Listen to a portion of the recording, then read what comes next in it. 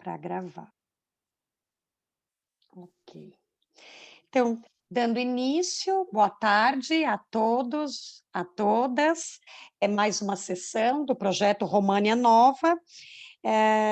Já foi avisado aqui que o Wagner Santos, da UNB, não estará presente, então a gente vai subir, né, a apresentação do Arion e da Elizabeth, e do Luizandro, Roberta, Lara e Cairo.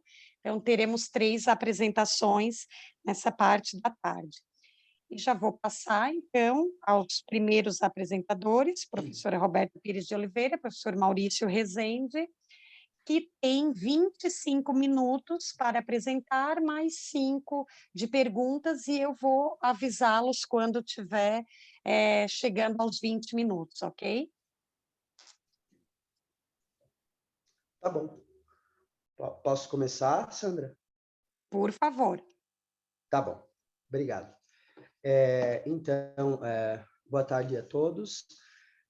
Esse trabalho é uma interface morfossemântica a respeito dos infinitivos. Já gostaria de adiantar, justamente porque são muitos fatores, alguns deles a gente vai passar um pouquinho mais rápido, para dedicar um pouquinho mais de tempo na discussão um pouquinho mais interessante, que faz parte da novidade que a gente está tentando trazer sobre esse tema. Bom, muito rapidamente, o grande problema dos infinitivos é que a assunção tradicional de que eles são as formas nominais do verbo, ela levanta 3 problemas. O primeiro, o que seriam formas nominais do verbo? E por que, por exemplo, para além dos infinitivos, gerúndios e particípios, nominalizações não poderiam ser formas nominais do verbo?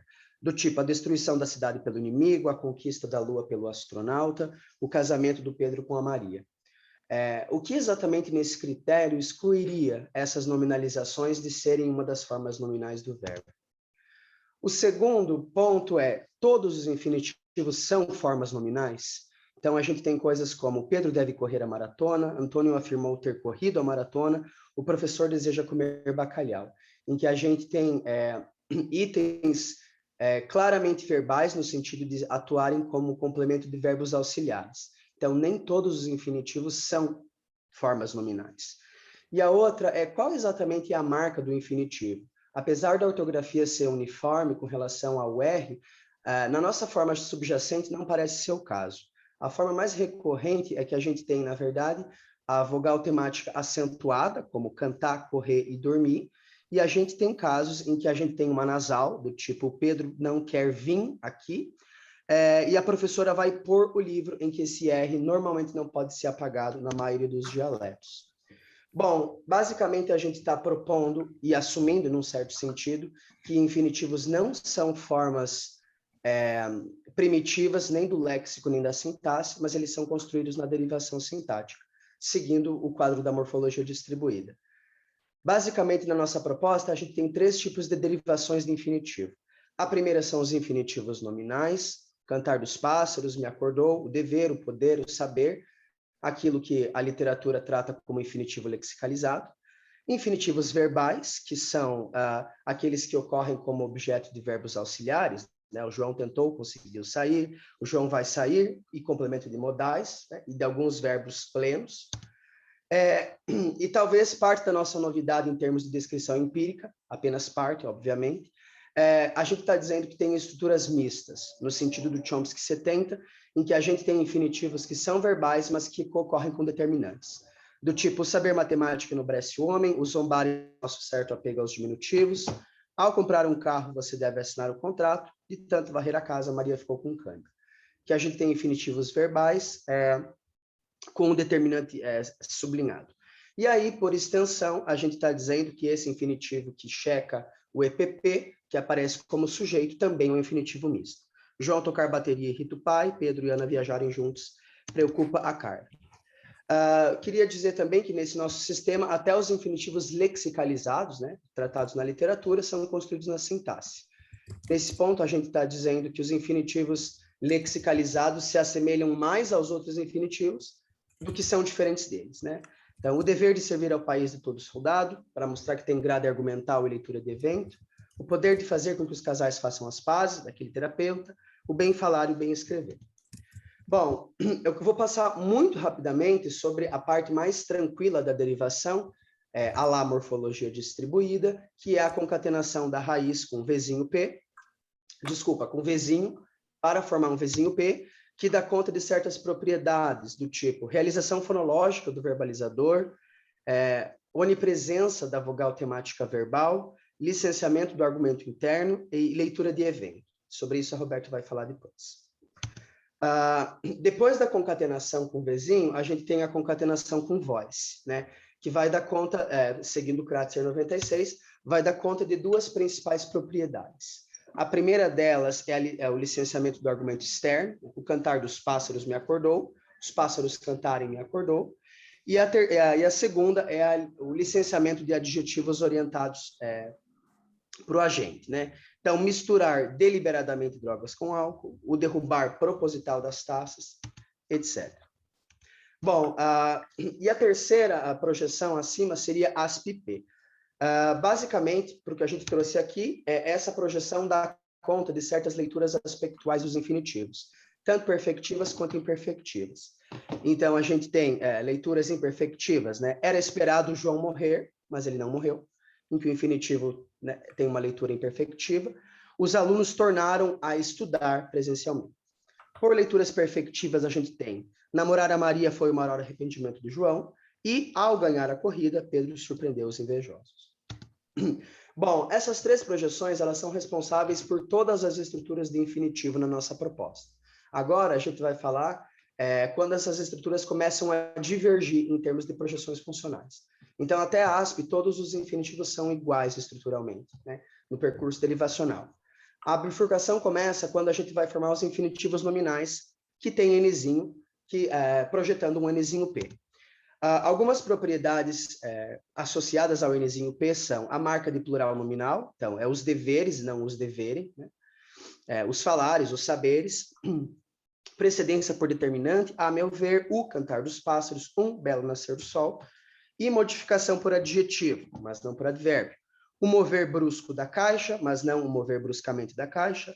O cantar alegre das andorinhas, mas não o cantar alegremente das andorinhas. E aqui eu passei muito rapidamente, porque essas propriedades já foram muito sinalizadas na literatura. Bom, na outra parte da bifurcação, a gente tem a concatenação com T, né? E aqui a coisa começa a ficar um pouco mais interessante, mas um pouco mais complexa. Bom, apesar do T ser um nó sintático nos outros infinitivos, a gente vai defender e vai propor que esse T pode ter três especificações com relação à informação de tempo. Pode ser mais tempo, menos tempo ou não especificado. E isso a Roberta vai falar depois. O meu ponto aqui é mostrar que a gente tem evidências morfossintáticas para dizer que os infinitivos têm T. Então, a flexão do infinitivo, né, que é associada a T, Pedro e Carla viajarem sozinhos aborrece Rita, a checagem do caso nominativo, então, eu chegar atrasado é difícil, mas não me e mim, e modificação por adjuntos de TP. Então, por exemplo, estar sempre alheio às notícias é perigoso. Nesse ponto, a gente precisa fazer a observação que, diferentemente de alguns trabalhos, inclusive sobre o português, na nossa análise a gente entende que não existem bare infinitives em português, justamente porque a marca de infinitivo, que é sempre T ou Nzinho, está sempre presente. Então, o português não tem isso. Bom, para encerrar a minha parte, eu queria falar uma outra coisa importante, que tem a ver com essas leituras aqui, sobre os traços de T. Fundamentalmente, o que a gente está dizendo e vai defender é que os infinitivos são mais ou menos T quando eles estão sendo secomandados por uma oração finita, né, acima deles, o que a Roberta vai falar depois, né, que tem a ver com essa interpretação, ser mais ou menos tense, ela depende da oração anterior, mas o infinitivo vai ser subespecificado quando não há uma oração secomandante, né? Então, em termos derivacionais, isso queria dizer o seguinte. Estou voltando aqui os dados. Aqui. Vejam em 6. O saber matemática no breast do homem, o zombarem ao comprar um carro, de tanto varrer a casa. Nesses casos, o infinitivo está sendo introduzido ou por uma preposição em um DP, né? Depois um DP, ou simplesmente por um DP na posição do sujeito. Então, por causa desses contextos sintáticos, não há um TC comandante, logo, a valoração do infinitivo não pode se dar em mais ou menos tense. Então, o que o sistema vai fazer? Vai mandar a continuidade dessa derivação sem uma marcação e vai ter uma leitura subespecificada. Então, é mais ou menos isso, né? Então, você tem xizinho porque você não tem C comando. Então, a única opção do sistema é não valorar isso para tempo, né? Mas aí a Roberta vai falar de como o sistema interpreta quando isso acontece. Roberta. Tá bom. Então, na verdade, o que a gente tem aqui é um resumo, né? A partir de aspect, então, uma ideia de que todos os infinitivos até aspect têm o mesmo comportamento, e depois você tem a raiz se bifurcando, né? Então, menos T, você vai ter uma projeção de nome, mais T, você tem uma projeção verbal, e aí essa diferença entre um traço não especificado versus um traço especificado, né? Então, é esse desenho que tem, eu vou tentar falar um pouco sobre cada um deles, enfim, a partir das motivações sintáticas, né, que o Maurício já colocou. Não, é você que tem que mexer, é verdade. Tá, então a ideia é que assim, a semântica vai caminhar junto com essa derivação. Então, essa é um pouco a ideia que a gente tentou ver, né? Então, quando a gente vai chegar lá, então, em aspect P, né, ali, a gente vai ter, então, né, um intervalo, né, de tempos em que você teve um certo evento, né? E a gente está propondo, quer dizer, a gente propôs, né, que esse evento fosse, na verdade, que essa relação aspectual, isso é uma questão que a gente deveria, na verdade, trabalhar um pouco mais, que esse aspecto, a gente tem simultaneidade dos eventos, né? Isso porque, como o Maurício mostrou, talvez um pouco rápido demais, mas o infinitivo, ele, às vezes, tem uma interpretação perfectiva e às vezes tem uma interpretação imperfectiva, né? É diferente dos outros, né, do particípio passado, que é sempre perfectivo, e do gerúndio, que é sempre imperfeito, né? Mas tem uma série de coisas para discutir aí. Então, mas a proposta é essa, né? Então, que você vai ter, então, uma simultaneidade aí, né? O evento simultâneo a esse tempo. O que acontece? Então, a gente está nessa projeção aqui de aspect, você vai ter uma projeção de nome aqui. A ideia é que você vai ter que ter, na verdade, aqui algum tipo de shift, né? Um type shift qualquer, para te dar um conjunto de eventos, né? Então, é esse que a gente está propondo. Quando você tem o menos T, você vai ter... você vai converter para eventos, né? Para um intervalo de um conjunto de eventos, né? E aí, o que acontece quando a gente tem esse conjunto de eventos, o artigo definido pode ir lá e fechar esse evento, né? E te dar o único evento que enfim, o único evento num tempo saliente no contexto, né? Porque tem um tempo ali, né? Tem um monte de coisa em aberto ainda, né? Pelo menos para mim, né? Que estou começando a pensar nisso, né? Por exemplo, se a gente tem o Cantar dos Pássaros, ok, que a gente consiga chegar no DP, bom, enfim, existe um e apenas um evento de Cantar dos Pássaros, né? E a ideia é que, então, esse evento causou aquele outro evento e o tempo é o tempo relevante saliente no contexto, vamos dizer assim. Tá, precisaria trabalhar isso até o fim, mas essa é a ideia. A gente tem também no português brasileiro, pelo menos, né, esses sintagmas que não têm um artigo, né, como investir na bolsa, né, cuidar de criança, e isso, de novo, a gente teria que fazer uma outra, né, um outro trabalho sobre isso, mas a ideia é que... é verdade, vai mais, desculpa. Isso, já passamos sobre... Eu passei aqui, esqueci de passar aí. Vai mais um, por favor, então. Mais um. Então, mais um. Já passamos tudo isso. Mais um. Nossa, vocês estavam bem atrasados, desculpa, gente. Então, talvez... Bom, A ideia, então, é que quando a gente tem o Cantar dos Pássaros ali, né, a gente tem um conjunto de eventos, esse conjunto de eventos é um conjunto de eventos de Cantar dos Pássaros, né, e existe um tempo em que esse evento acontece, o artigo definido vai pegar esse conjunto e vai te dar o único evento relevante, e daí a estrutura de acordar tem que ter alguma coisa como uma causalidade ali, então essa é basicamente a ideia. Vamos para frente agora. A gente também tem no português coisas como investir na bolsa me tortura, né?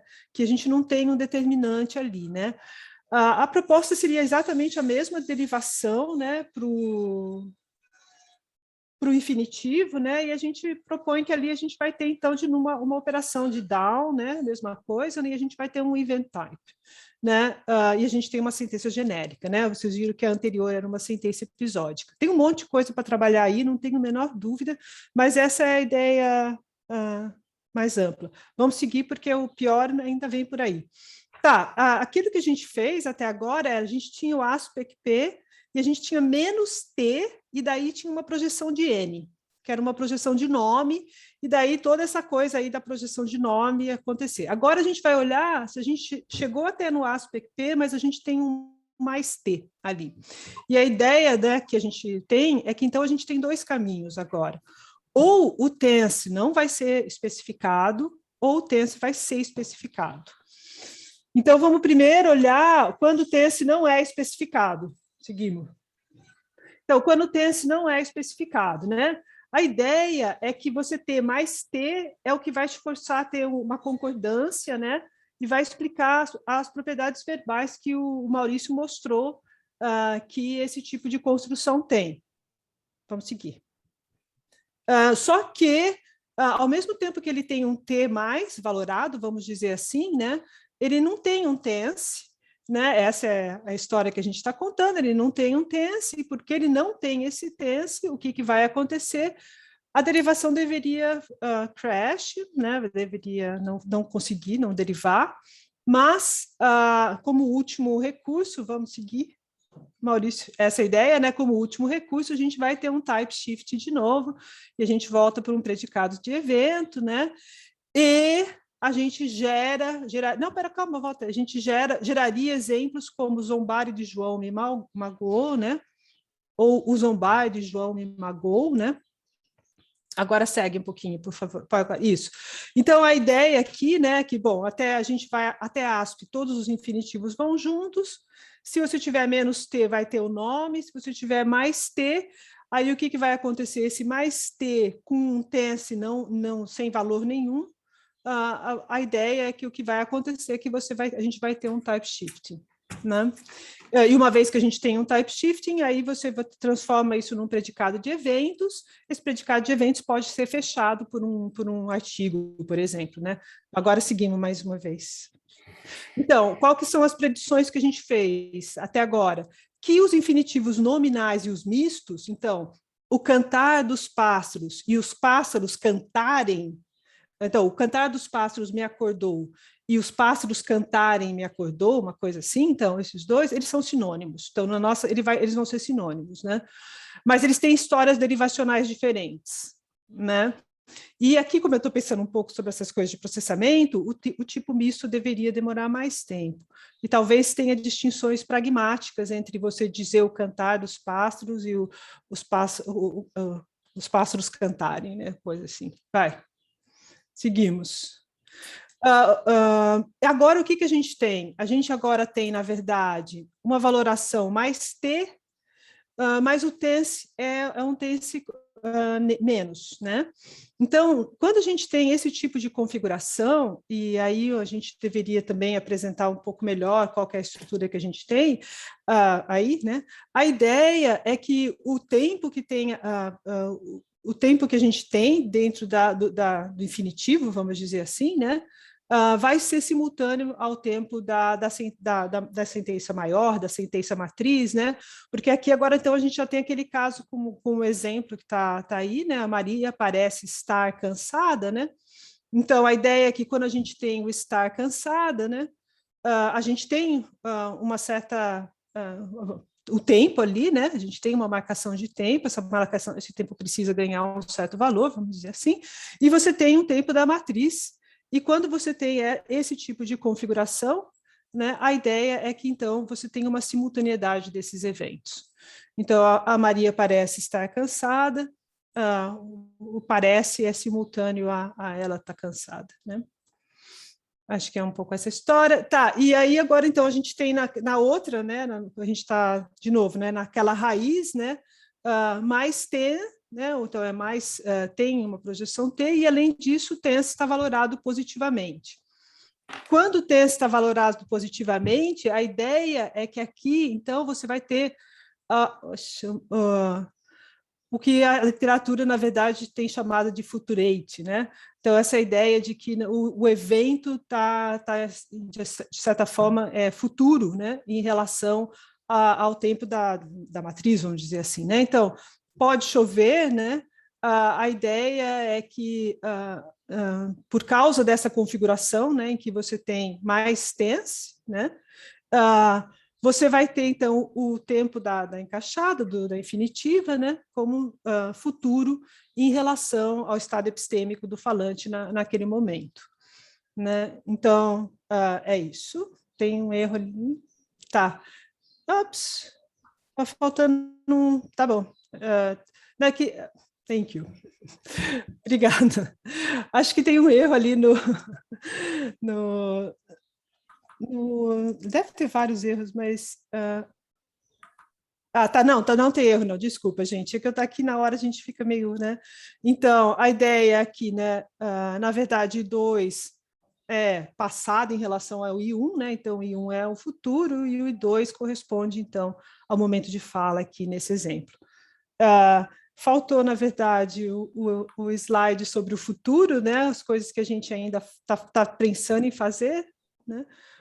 Então, essa é a ideia, que a cada um daqueles nós corresponde uma interpretação semântica, e é isso. Muito obrigada.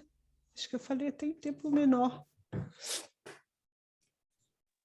Eu ia avisar que ia faltar 5, então fechou. Falamos muito rápido, na verdade. Tá bom. Né? Não, fechou, tá ótimo. Obrigada, Roberta, Maurício, pela apresentação. E agora a gente tem, então, um tempo para perguntas, comentários, sugestões. Por favor, Ana Clara, levantou a mãozinha. Então, eu vou tentar fazer a pergunta em português. Achei super interessante, eu gosto muito dos infinitivos, eu trabalhei com eles faz algum tempo, mas agora faz uns 5 anos que eu não mexo neles. Então, eu acho que a minha dúvida é por que tratar todo como um DP e não tratar, por exemplo, o Cantar dos Pássaros como um NP, com N pequeno, e logo os pássaros cantarem como um CP. Bom, obrigado pela... desculpa. Não, tá, tudo bem. Quer continuar a pergunta, Ana Clara? Não, Desculpa. tudo bem. Então, obrigado pela pergunta. Na verdade, a gente não teve, por questão de escolha, né, do tempo, oportunidade de detalhar um pouco melhor as nossas escolhas estruturais, né, a nossa motivação. Bom, mas assim, por que não tratar como um Nzinho P? Bom, os infinitivos nominais, né, na nossa análise, a marca de infinitivo, seja ela qual for, né, na estrutura subjacente, ela vai ser sempre um Nzinho P, né? Mas, para além do Nzinho P, por razões de sintaxe e de semântica, vai ter uma camada DP depois dela. Então, o Cantar dos Pássaros é um DP porque a gente vê o determinante O realizado. E esse Nzinho P, né, o núcleo nominal, ele está sendo, na nossa análise, realizado pelo R, né, do infinitivo. Então, a gente precisa dessas duas projeções, na sintaxe e na semântica, mas também porque a gente tem realização fonológica para esses dois nós. Com relação ao cantarem, os pássaros cantarem, aí é muito mais... é menos claro, né? Porque a gente não tem realização fonológica.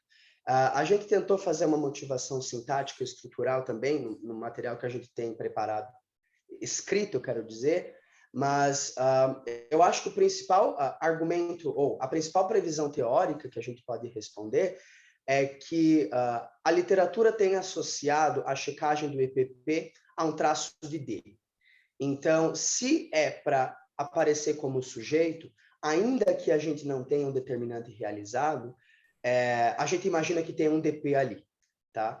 Mas essa é uma previsão teórica, né? Do ponto de vista empírico, é meio esquisito, porque ainda falta a gente explicar por que, apesar de ter um DP, esse D nunca é realizado. Então, a gente tem defendido que é um DP e não um CP, por razões mais teóricas, que tem a ver com a checagem do EPP e o filtro do caso, né? Mas, empiricamente, a gente precisa ainda explicar por que mesmo sendo um DP e não um CP, a gente não tem um determinante naquela posição realizado. Não sei se eu respondi. Andrés? Sim, obrigado, Roberta, Maurício. Vou falar portunhol, tá bom? Me perdí un poco al final con el...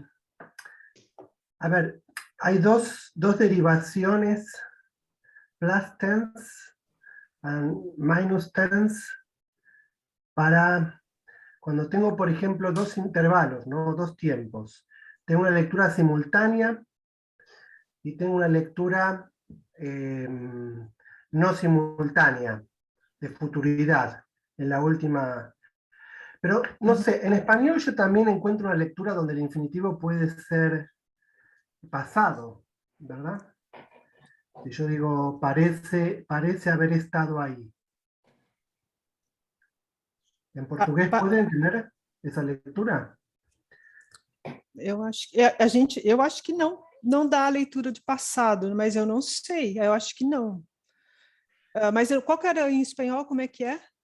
Parece haver estado aí.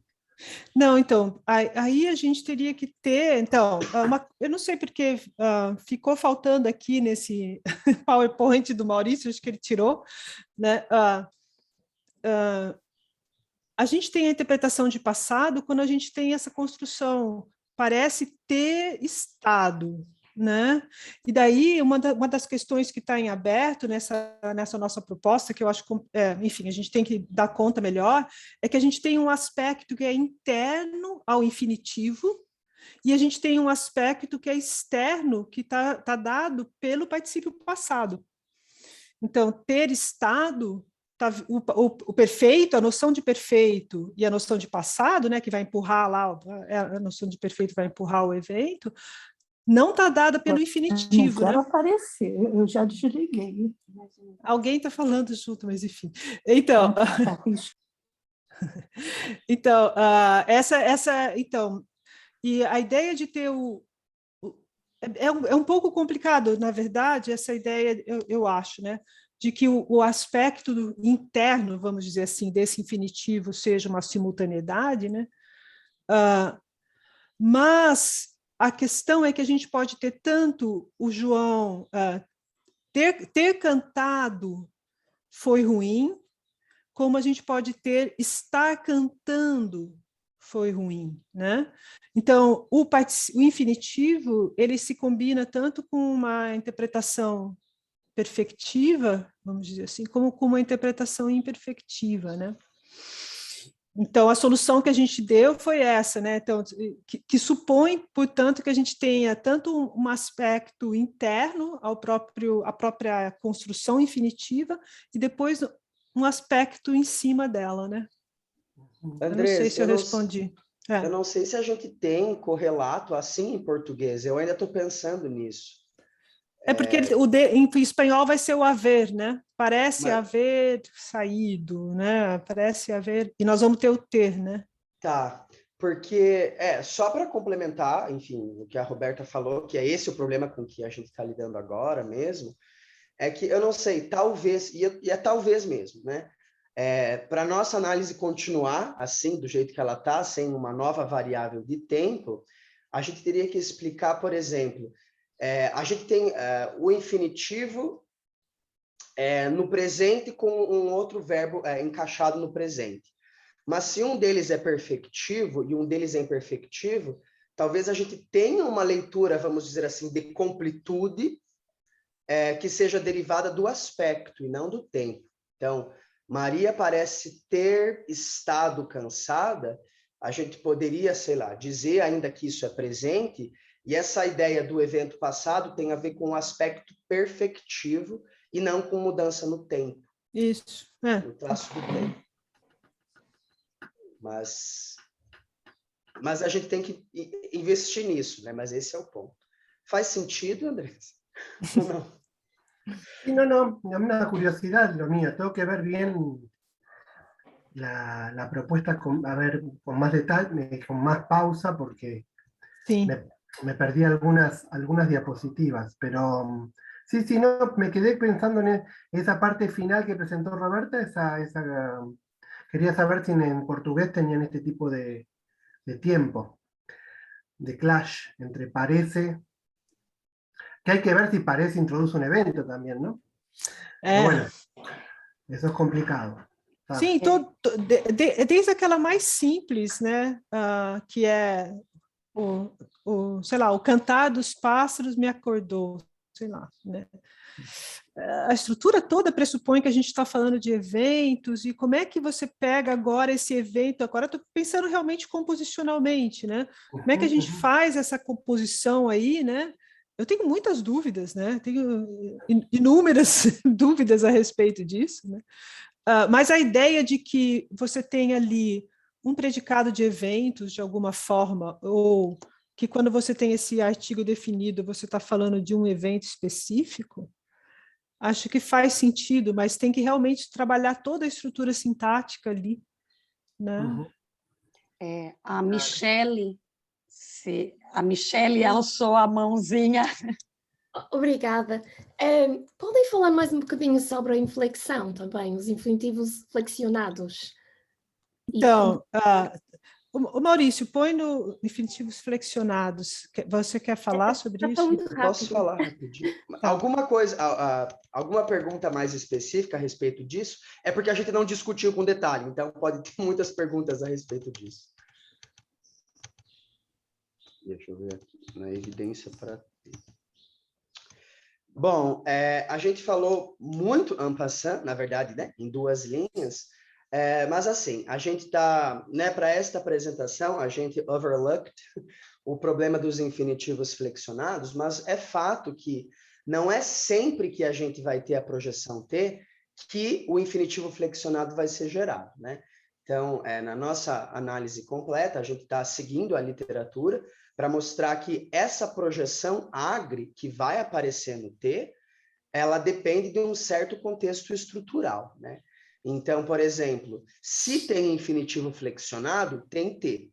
Mas não é porque tem T que a gente vai ter infinitivo flexionado. Mas o ponto mais relevante da flexão do infinitivo aqui tem a ver com a projeção de T para esses dados aqui. Peraí. Aqui, ó. Para quando a gente quer dizer que esses infinitivos do tipo estar sempre alheio às notícias, eu chegar atrasado, nós chegarmos atrasado, né? Pedro e Carla viajarem. Então, aqui o infinitivo flexionado, a gente só usou como diagnóstico para dizer, olha, apesar de isso ser um DP, né, na nossa análise, porque checa o EPP, esse infinitivo é verbal, porque tem T, e não só tem T, como tem agre. Então, a gente vê não só o T sendo realizado por R, mas também a flexão, né? Então, embora a gente tenha, por questões de escopo, né, overlooked, os outros contextos do infinitivo flexionado, o que a gente queria mostrar mais aqui é que, nesse caso em particular, o infinitivo aceita flexão, né, que é nesse infinitivo misto. Então, tem alguns outros contextos sintáticos com verbos de controle e com verbos de alçamento em que o infinitivo é possível. Mas isso a gente podia deixar para depois, né? O mais importante era ser flexionado é uma propriedade dos nossos infinitivos mistos, nessa estrutura aqui. Opa, nessa segunda aqui, na verdade. Respondi, Michele. Obrigada. Não, sim, acho que percebi, mas sim, também estava a pensar se é possível ter um infinitivo flexionado depois de um verbo de raising, obviamente. É capaz de ser um problema, não é?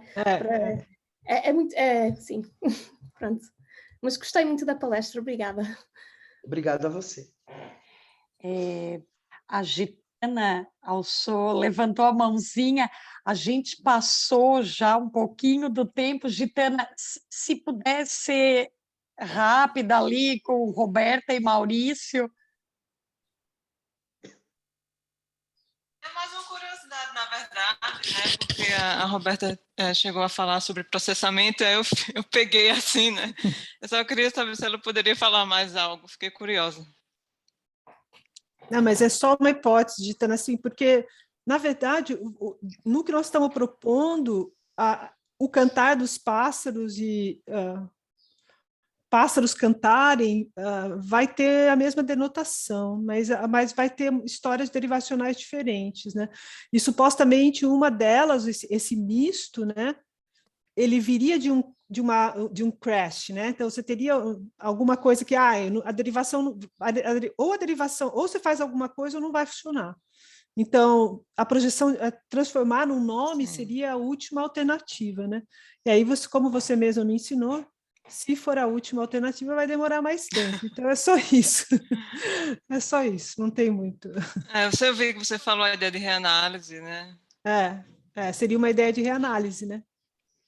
Então, deveria ser uma estrutura mais marcada na língua, deveria ser uma estrutura mais custosa na língua. Acho que isso são todas questões que valeria a pena investigar, né? Não sei se alguém já investigou, mas valeria a pena investigar. Né? Sim, que pode também fornecer evidência para essa história derivacional, né? E uma construção híbrida, né? Como a gente está tentando dizer que ela tem um T, mas ela não tem tense, ela é híbrida, né? Ela é uma coisa meio estranha mesmo, né? Obrigada. Tá bem. Obrigada, Roberta. Obrigada, Roberta, Maurício, pela apresentação. Então, vamos passar a apresentação do Arion de Souza Cruz e da Elizabeth Moraes Ferreira, são da Universidade de Brasília. Vocês estão me ouvindo? Sim, Elizabeth, sim. Eu vou pedir para o Maurício parar de compartilhar. Eu estou tentando fazer isso agora, quero saber onde é que vai aqui. Elizabeth, Arion, qual de vocês dois quer passar os slides? Eu passo. Ok. Ai, eu clico aqui em compartilhar? Tenta fazer isso, porque o meu travou tudo aqui. Tá. Ai, caramba. Eu acho que eu vou conseguir, peraí. Tomara. Ai, meu travou. Acho que agora deu. Ótimo. Oi? Não, eu consegui fazer. Deu certo? Deu. Tá, deixa eu maximizar. Certo, eu vou começar então, tudo bem? Boa tarde a todos. O nosso trabalho é intitulado Modificação de Grau no Português Brasileiro, Questões e Contribuições para uma Análise Sintático-Semântica Unificada. Eu me chamo Elizabeth e eu e o Arion somos alunos de doutorado da Universidade de Brasília e orientandos da professora Helena Guerra Vicente. E esse trabalho, ele é interessante tanto para a minha pesquisa, porque eu trabalho com predicação secundária, quanto para a pesquisa do Arion, que trabalha com modificação de grau, propriamente. E eu peço desculpa porque os slides acabaram ficando em português, mas acho que vai dar para todo mundo acompanhar. Os objetivos da nossa apresentação são os seguintes. Discutir a análise sintático-semântica unificada de Guerra Vicente Quadros Gomes, 2013, e Guerra Vicente e Longuinho, 2020, para sentenças com modificador de grau todo-ol no português brasileiro, E com o termo análise sintático-semântica unificada, nós queremos dizer que primeiro Guerra Vicente e Quadros Gomes lançaram mão de uma hipótese semântica de que o item todo all é um modificador de grau, e depois Guerra Vicente e Longuinho propuseram uma sintaxe capaz de captar essa hipótese semântica. Então, é uma abordagem na interface, sintaxe semântica. E o segundo objetivo da nossa apresentação é argumentar que as sentenças com leitura de intensidade, mas sem um predicado adjetival, não inviabilizam essa análise unificada. E aqui reside a principal contribuição do nosso trabalho. Mais à frente nós vamos discutir por que essas sentenças seriam um possível problema para a análise deles, mas nós vamos argumentar que, na verdade, são aparentes contra-exemplos e que podem ser acomodados pela análise. O roteiro da apresentação é o seguinte. Primeiro, eu vou fazer uma introdução sobre duas interpretações possíveis para sentenças com todo all no português brasileiro. Em seguida, vou detalhar a proposta de Guerra Vicente e Longuinho de unificação na sintaxe. Depois, o Arion vai tratar do caso das sentenças com leitura de intensidade, mas sem predicado adjetival. E, por fim, nós apresentaremos as nossas considerações finais. Então, vamos lá. Quanto às duas interpretações possíveis para sentenças com todo all no português brasileiro, nós vemos que essa língua apresenta construções em que o item lexical todo, e com significado semelhante a all no inglês, por isso que ele vem sendo chamado de todo all, ele pode gerar tanto a leitura de intensidade quanto a leitura de quantidade. E o dado em 1, por exemplo, ele é ambíguo. Os meninos chegaram todos animados. Essa sentença pode significar tanto que os meninos chegaram completamente animados ou muito animados, e essa interpretação corresponde à leitura de intensidade, quanto pode significar que todos os meninos chegaram animados. E essa interpretação corresponde à leitura de quantidade. Para esse dado que nós acabamos de discutir, existe a análise comum na literatura de que há, na verdade, dois itens lexicais todos distintos, embora sejam homófonos. E uma possibilidade tem sido analisar que na leitura de quantidade, esse item todo seria um quantificador universal flutuante, ao passo que na leitura de intensidade, esse item todo seria um advérbio, portanto, dois itens distintos. Mas Guerra Vicente e Quadros Gomes vão rejeitar essa hipótese de que há dois todos distintos e vão propor, em termos da noção semântica de grau, que o item todo all, na verdade, é um único item lexical, que é capaz de gerar as duas leituras. E o papel desse item vai ser o de modificar as relações de predicação, conferindo a elas um grau máximo. Com base nessa proposta das autoras, então, elas consideram que é inadequado você rotular o item todo como um quantificador, porque esse mesmo item pode gerar as duas leituras.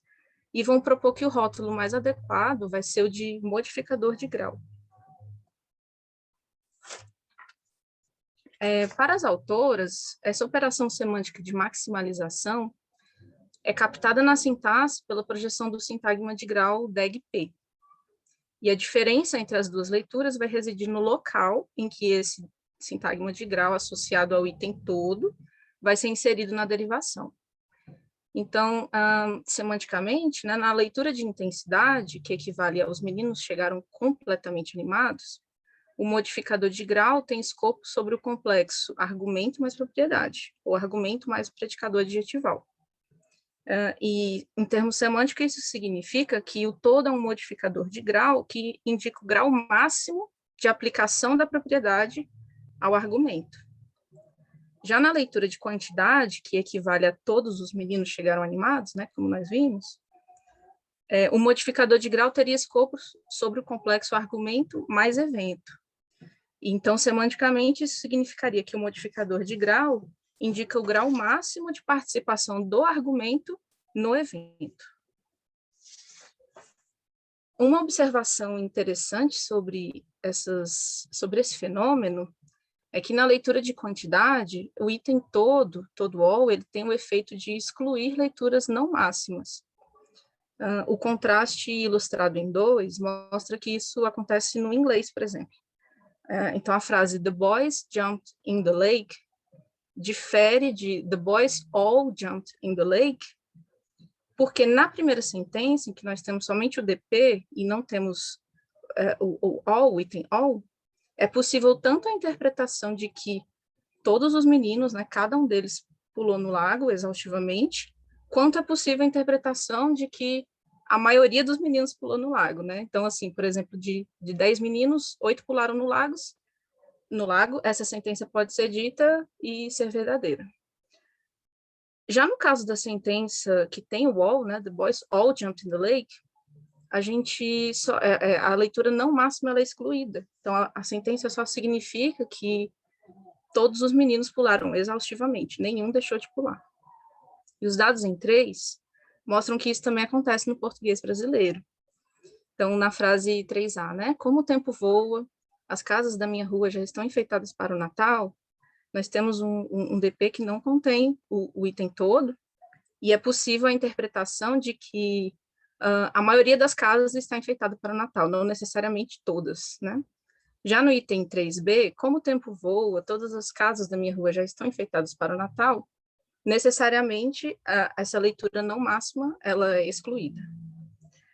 E esse efeito tem recebido diferentes denominações na literatura.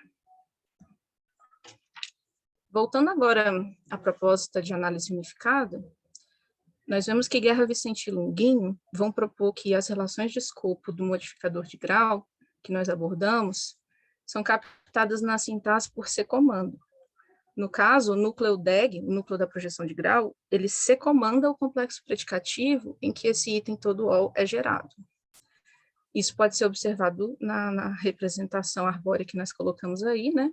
Em que o núcleo DEG ele secomanda a predicação, que pode ser um sintagma adjetival, um Vzinho P ou um VP, e o rótulo Q, dentro da predicação, ele representa o modificador de grau todo. Sintaticamente, então, o que vai diferenciar as duas leituras, a de intensidade e da de quantidade, é que na leitura de intensidade, o DEG-P ele é projetado sobre o AP, sobre o sintagma adjetival, no âmbito de uma small clause que contém o QP e o adjetivo. Já na leitura de quantidade, o DEG-P ele vai ser projetado acima do VP, não do AP. E isso vai acontecer depois do movimento do QP de dentro da small clause para a oração matriz. Então, esse é o resumo da proposta de Guerra, Vicente e Longuinho. E só para que fique mais claro essas diferenças sintáticas, nós colocamos aí lado a lado as representações de cada derivação resumidas, né, a proposta dos autores. E nós não vamos entrar aqui no detalhe de cada derivação, porque o ponto relevante para a gente, para esse trabalho de hoje, é só mostrar que na leitura de intensidade, o DEG-P, ele está na small clause adjunta, né, adjunta de TP, projetado acima do adjetivo. Então, o DEG tem escopo sobre o adjetivo. Aquela questão, né, do complexo argumento mais propriedade. Já na leitura de quantidade, nós vemos que na small clause adjunta ali a TP, a gente não tem o DEG-P, né? Então, o DEG não está projetado acima do AP. Na verdade, na oração matriz, depois que o QP se mover para a projeção de argumento interno do VP, né? E aí sim teremos a projeção do DEG-P. Então, o DEG vai ter escopo sobre o VP na leitura de quantidade.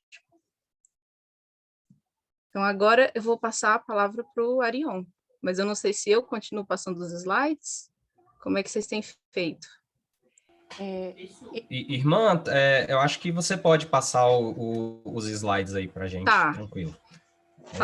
Eu vou, então, tomar a palavra aqui e agradeço a Beth. Então, pressupõe-se, pela análise dos autores, que a leitura de intensidade ela é derivada se houver, né, um predicado não verbal na estrutura. Ou seja, no caso aí da small clause adjetivo, o adjetivo, né? Então, essa leitura de intensidade está diretamente atrelada à relação que o núcleo de grau tem com um complexo predicativo não verbal, Então, volta só um slide aí, Beth, para a gente voltar na derivação. Então, a gente, na proposta dos autores, obtém uma leitura de intensidade sempre que o núcleo de grau está projetado sobre um predicado não verbal, que é o caso da representação aí à esquerda, né? Mas ao passo que a gente tem um evento, né, um verbo, o núcleo de grau, então, ele é projetado sobre o VP e aí a gente obtém uma leitura de quantidade, né? E passa aí o slide de novo, Beth, para o próximo. Então, uma questão que se põe é se essa leitura de intensidade depende da presença de um predicado não verbal, né, de um adjetivo no caso, como explicar a existência dentro dessa proposta desse tipo de leitura de intensidade em sentenças que não contêm um AP, né? No caso de 4 a 6 aí, o João se sujou todo, né? A Maria se arranhou toda, o menino molhou a roupa toda. Passa para a gente, Beth, por favor. Então, em uma apresentação passada, a gente hipotetizou, eu e Beth, que essas sentenças poderiam apresentar, de alguma forma, algum elemento adjetival em sua estrutura, ou seja, expressar, de certa forma, algum estado, né? De modo que esse sintagma de grau da proposta de Guerra Vicente Longuinho se relacionaria, então, com esse elemento para gerar a leitura de intensidade, né? Mas como é que a gente evidencia isso? E aí, eu acho que esse é o ganho da nossa proposta agora, que é discutir um pouquinho as evidências que a gente teria para afirmar que há um elemento aí adjetival, né? Então, a gente trouxe aí paráfrases para essas sentenças que a gente trouxe de 4 a 6 repetidas aí, como os exemplos em A, de 7 a 9, né? Então, o João se sujou todo, né? A gente teria uma paráfrase como o João ficou todo sujo, né? A Maria ficou toda arranhada ou completamente arranhada, para a Maria se arranhou toda, e a roupa foi toda molhada pelo menino, no sentido de o menino molhou a roupa toda, né? E a gente destacou aí nessas paráfrases justamente essa noção predicativa, né, que sujo, arranhada e molhado traz para essas paráfrases. Pode passar, Beth. Uma outra evidência que a gente trouxe aí são as noções de acarretamento, as relações de acarretamento entre as sentenças. Então, em o João se sujou todo,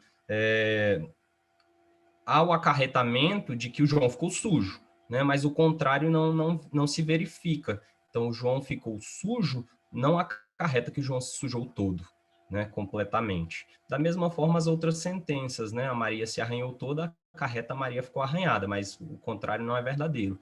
Da mesma forma, o menino molhou a roupa toda, acarreta a roupa ficou molhada. Certo? Pode passar, Beth. Uma outra evidência que vem na esteira das relações de acarretamento aí são as contradições, né? O João se sujou todo, é possível afirmar o João se sujou todo, mas não se pode negar, né, o acarretamento dessa sentença, né? Então, o João se sujou todo, mas não ficou sujo, é estranho, né? Porque a contradição, a segunda oração é um acarretamento da primeira, então você não pode negar a segunda oração, né, sem prejuízo da primeira, né? Da mesma forma as outras.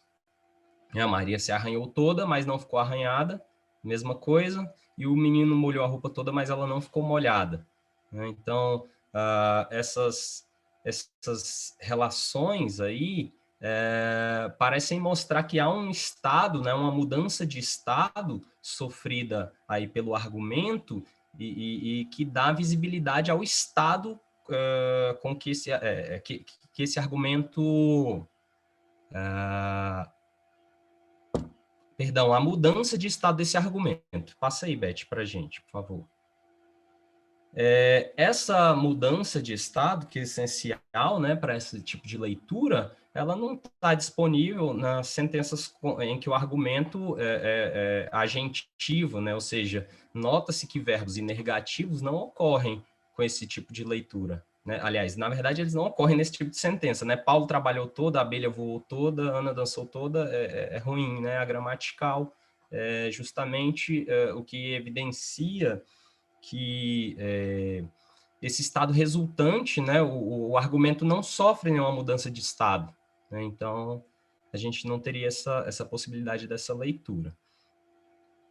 Passa para a gente, Beth. Então, o que a gente assume aqui, frente a essas evidências, é que essas sentenças, né, o João se sujou todo, contém uma espécie de estado resultante, e o modificador de grau, ele destaca esse estado, né, ao maximalizar a aplicação da propriedade ao argumento.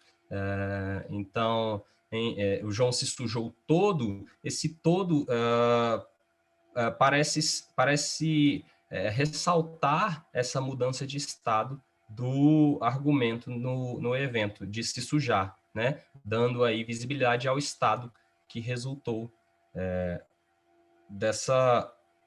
desse evento, de se sujar, né? Então, um caminho de análise seria considerar que o predicado primário pode ser decomposto, e com isso a gente não está querendo, né, se comprometer mesmo com a análise decomposicionista, mas seria, né, um caminho de análise, né, que a estrutura, então, desses verbos sujar-se, arranhar-se, teria, né, algo como esse operador become, mais um predicado que denota estado, né, sujo, né, become, arranhado.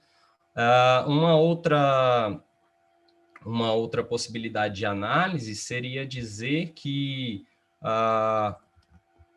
o VP da oração ele é mais articulado do que parece. Então, ele contém mais projeções, como na sintaxe proposta pela Ranchand em 2008, em que ela cinde o VP em mais projeções e ela menciona pelo menos 3 posições estruturais em que os argumentos estariam codificados. E uma dessas projeções justamente dá visibilidade à mudança de estado do argumento, né, que o argumento interno sofre no evento. Pode passar, Beth, para a gente. Em resumo, a análise sintático-semântica unificada para o item todo all prevê que a leitura de intensidade está associada à presença de um adjetivo, ou seja, DEG tem escopo sobre um complexo predicativo, argumento, mais propriedade, né? Sentenças como João se sujou todo, para análise dos autores, seriam aparentes contra-exemplos a essa análise, né? Uma vez que elas veiculam leitura de intensidade, mas não apresentam um depictivo, um adjetivo orientado para o sujeito. Aí. Nesses exemplos, contudo, esses exemplos não inviabilizam essa análise, né? Considerando que esse estado resultante está contido no predicado, né, de sujar-se, e que o VP da oração pode ser mais articulado, né, tendo uma projeção aí dedicada para essa questão de mudança de estado, né, onde o DEGP poderia ter escopo. Questões que ficam em aberto são relacionadas aos verbos do tipo xingar, esculachar e elogiar, que são verbos que a gente observou que tem esse tipo de leitura, mas que não é tão óbvia assim essa questão do estado resultante, né? E também não são verbos de adjetivais, como os outros que a gente colocou, né? Não são derivados de adjetivos. E, a nosso ver, parecem ser construções bem residuais também, assim, a gente estava tentando, né, verificar uma classe de predicados desse tipo que possibilitasse essa leitura e parecem ser bem poucos, né, do tipo xingar, esculachar, elogiar, nesse sentido, né.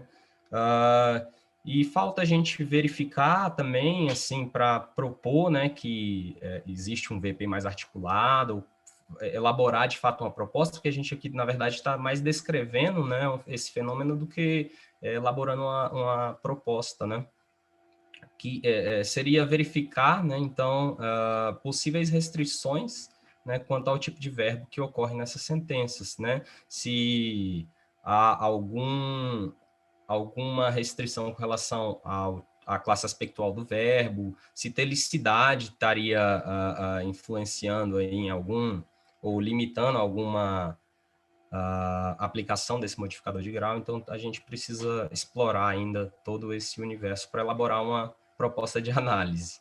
Tá? No próximo slide aí a gente tem as referências mencionadas ao longo da exposição e a gente agradece.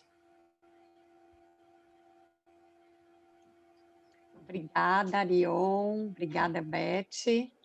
A gente tem, então, um tempo para perguntas ou comentários sobre o trabalho.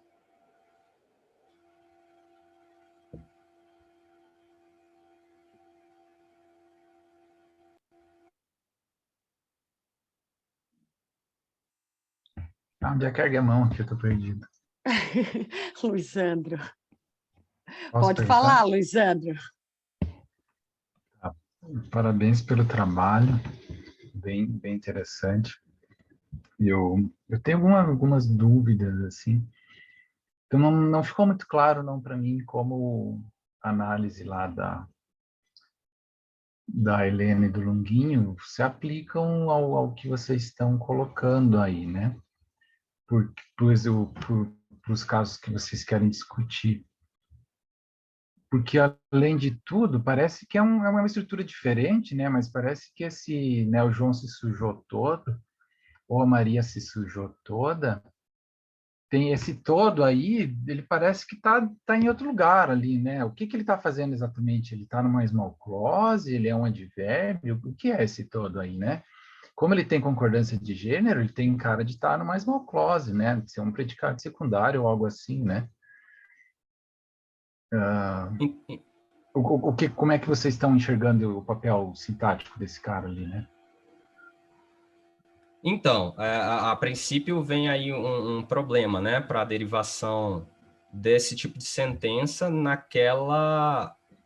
pensando naquela estrutura que foi proposta pelos autores. Então, a gente observou que esse tipo de sentença realmente parece desafiar um pouco a proposta, né, dos autores, porque como é que a gente, né, teria essa projeção de grau na borda de quê, né? Do evento, a gente teria um problema, então, com a proposta em si, que a gente deveria ter uma leitura de quantidade. Se esse modificador de grau, né, foi projetado sobre o VP, e a gente não tem uma leitura de quantidade, mas de intensidade. Então, esse é um problema inicial. Bem, o que a gente tentou analisar, né, tentou trazer de ganho aqui para dizer, não, a proposta ela se salva, é dizer que a gente tem, na verdade, né, aí alguma coisa como um estado, e aí a gente teria, por isso que a gente não trouxe uma sintaxe aqui, porque a gente ainda está trabalhando nisso, né, como fazer uma representação sintática que dê conta de codificar essa questão de estado resultante, né, dessa projeção, que capte essa leitura dentro, né, da derivação desse tipo de estrutura, mas parece sim que pode ser uma small clause, e se for, né, para a gente é interessante, porque a gente poderia dizer, não, então, se é uma small clause, então eu tenho aí uma possibilidade de projetar um DAGP sobre essa small clause, e aí eu gero essa leitura de intensidade, né? Tá, isso. Eu não sei se eu não, respondi a pergunta. Sim, não. Respondeu, enfim, work in progress. Porque geralmente... Mesmo, né?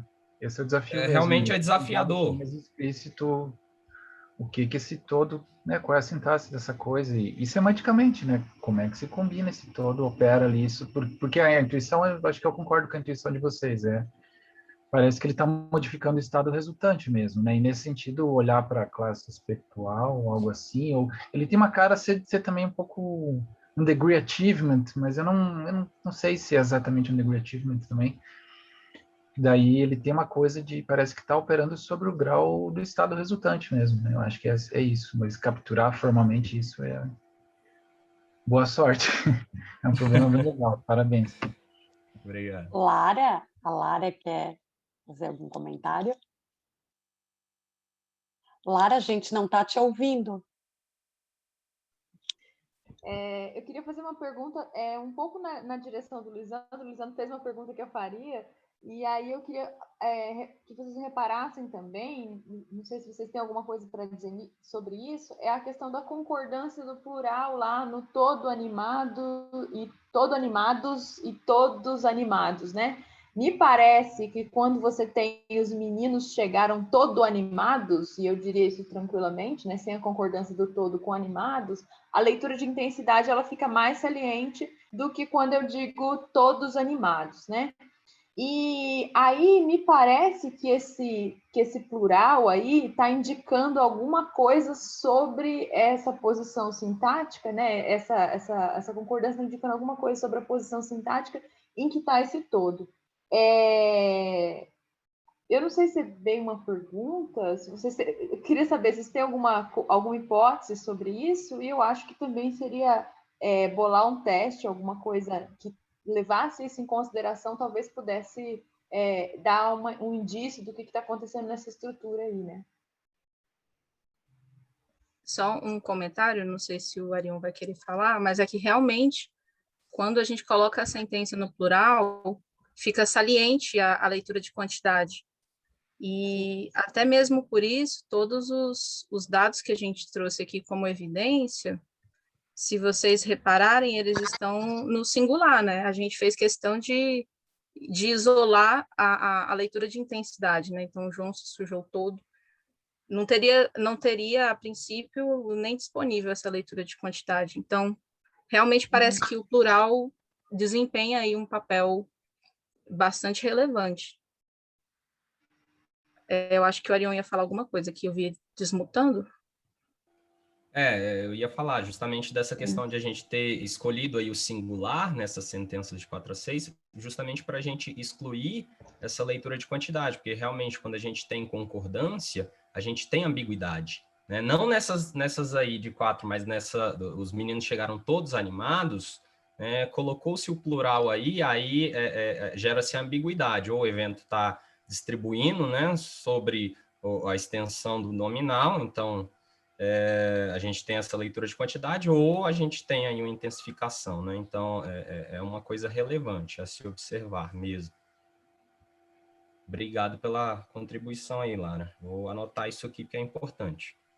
A Luciana... Me parece que vocês vão ter um indício da sintaxe disso, né, depois. A Luciana, por favor, Lu.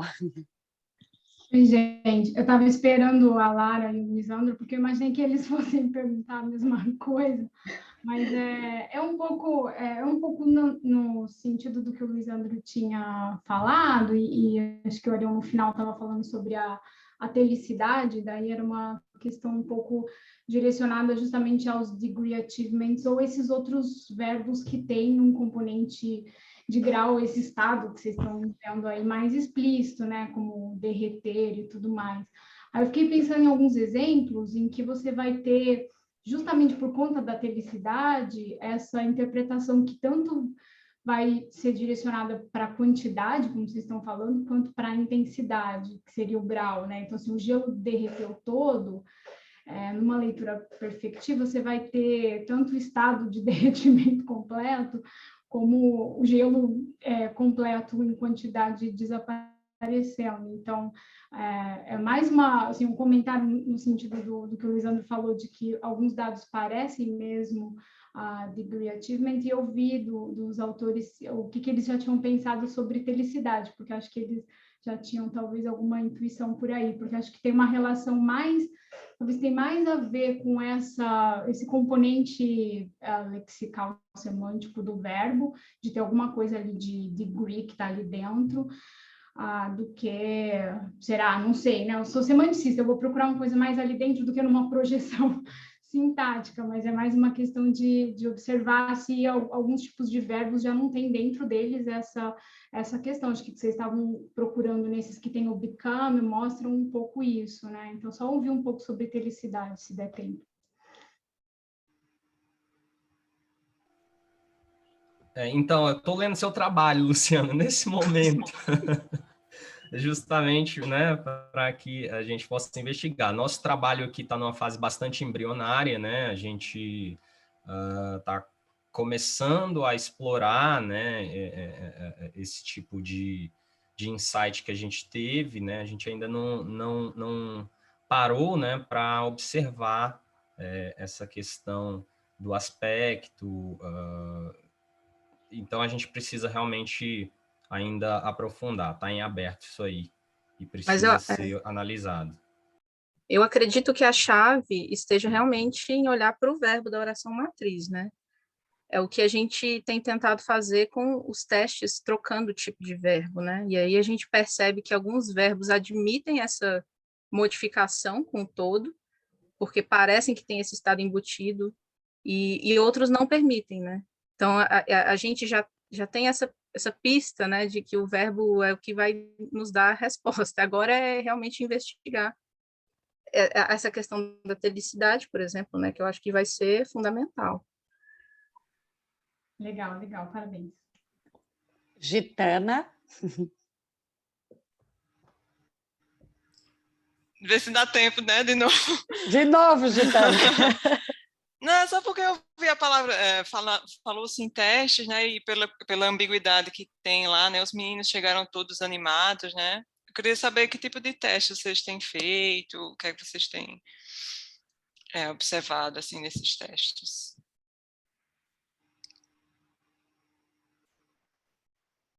Você diz em relação a experimentos? Se for experimento, a gente ainda não elaborou experimento, não. Mas quando vocês dizem testes, vocês se referem a quê? Você está falando de testar no sentido das evidências que a gente trouxe, é isso? De paráfrase, contradição? Eu acho que eu não entendi muito bem. Não é porque eu vi, né, principalmente a Elizabeth mencionar, né? Eu usei a palavra teste em outro sentido. Na verdade, o que eu quis dizer foi verificar se eles se enquadram nesse mesmo paradigma dessas sim, entendi. Né? De paráfrase, ou de acarretamento. Ótimo. Porque eu fiquei pensando, porque é realmente interessante, né? Quando você tem os meninos chegaram todos animados, né? Você tem todos, né, que tem a concordância, que poderia favorecer talvez a quantidade, mas ao mesmo tempo, pela posição ali, pela derivação, você talvez tivesse uma preferência por leitura de intensidade, né? Sim. Exatamente. A concordância parece que favorece, principalmente no plural, né? Favorece a leitura de quantidade. Mas aí pela posição, ali no lugar, favoreceria a intensidade, né? Porque o outro você teria que mover, né? Você está falando na outra. Sim. A literatura, inclusive, traz isso, né? Que para ter essa noção de intensidade, precisa de adjacência entre o modificador de grau ali e o elemento adjetival. Então, quando quebra essa adjacência, quebra-se a ambiguidade, né? Por exemplo, todos os meninos chegaram animados, frente, não né? É inequívoco leitura de quantidade, né? Isso. Então aí é ambíguo, mas aí haveria uma preferência pela leitura de intensidade, né? Tanto pela posição quanto pela concordância. Isso. E aí, só que eu lembrei agora de falar a respeito do tipo de verbo, né, da pergunta anterior, lembrei desse slide aqui com as questões em aberto, com os verbos do tipo xingar, esculachar e elogiar, que a gente notou que está acontecendo algo diferente do que acontece na sentença com sujar. Porque na frase, ela xingou o político todo, além de aparentemente ter esse efeito, né, do político xingado, digamos assim, parece que existe também a noção de repetição do evento, né? Então, xingou o político todo, parece que é um evento iterativo, vários xingamentos. E a mãe elogiou o filho todo também, né? Que a mãe cobriu. Com relação a várias coisas, Então, assim, geralmente essa noção de evento repetitivo e iterativo, ela é associada à leitura de quantidade, mas o que a gente está vendo aqui, pelo menos é como a gente tem analisado, é que essas sentenças estão veiculando leitura de intensidade. Então, assim, ainda tem esse efeito curioso, né, desse tipo de verbo. Obrigada. Obrigada, Elizabeth, Arion, pelo excelente trabalho apresentado. Agora a gente passa, então, ao último trabalho da sessão de hoje, de tarde. Luizandro, Roberta, Lara e o Cairon. eu pergunto qual de vocês ficará responsável pelos slides. Sou eu. Ah, então, Lara. Dá para compartilhar a administração do slide, será ou não? Eu acho que dá, Luizandro. É Deixa só eu ver. tirar compartilhamento e depois, acho que daí o Luizandro cuida da parte dele ou cuida da minha, pode ser? Mas é que daí demora um pouco, né? Tira e põe, tira e põe. É só por isso que a gente resolveu dar para um só. Enfim. Dá para fazer, então. Acho que é rapidinho. Tá. Você Eu passa, coloco rapidinho, só que tem que esperar a Lara e depois eu passo para ti, Luizandro. Tá. Não, acho que o Luizandro começa. Ah, ok, o Luizandro começa. Ok.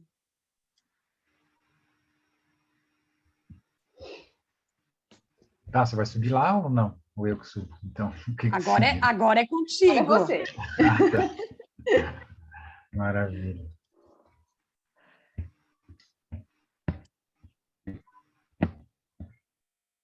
Deixa eu abrir aqui.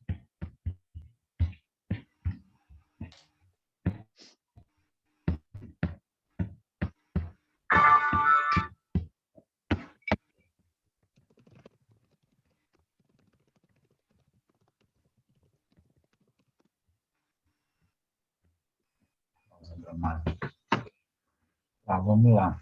Deixa eu compartilhar.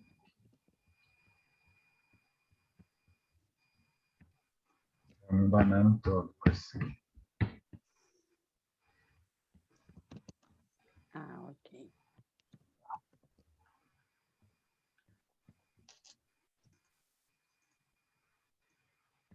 Estão vendo o slide? Sim. Maravilha, vamos lá então. Então, boa tarde, pessoal. Eu sou o Luizandro Mendes de Souza, da Universidade Federal do Paraná. O trabalho que vamos apresentar hoje é um trabalho aí em conjunto com a Lara Frutos, da Oeste, a Roberto Pires de Oliveira, da Universidade Federal de Santa Catarina, e com o Cairo, do Instituto Federal de Santa Catarina.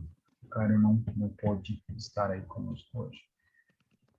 Bom, é uma discussão que a gente já vem fazendo há alguns anos, e aí resolvemos apresentar ela aí nesse evento, e já apresentamos em outro evento também. Então, quem já viu a gente falar, não vai ter coisa muito diferente, não. Tá, bom. As preliminares aí, né? Então, a nossa investigação está dedicada à análise de possíveis parâmetros a partir do ponto de vista de uma semântica formal. E aqui a gente vai olhar para a semântica de construções comparativas no português, tentando olhar para como os parâmetros dessas construções foram definidos na literatura. Tá? Então, a gente parte do trabalho da Beck e colaboradores, que propuseram parâmetros para explicar a variação cross-linguística nas construções comparativas. Então, eles propuseram 3 parâmetros, 2 deles são semânticos e 1 é sintático. Então, os parâmetros semânticos, o primeiro aqui que trata da estrutura de grau, que questiona se a língua tem ou não tem graus. O segundo parâmetro, que é o DAP, aí, o Degree Abstraction Parameter, que vai dar conta de explicar alguns fenômenos que a gente já vai ver, mas essencialmente é um parâmetro também de interface, que vai tentar entender se a língua tem ou não tem a ligação de variáveis de grau na sintaxe.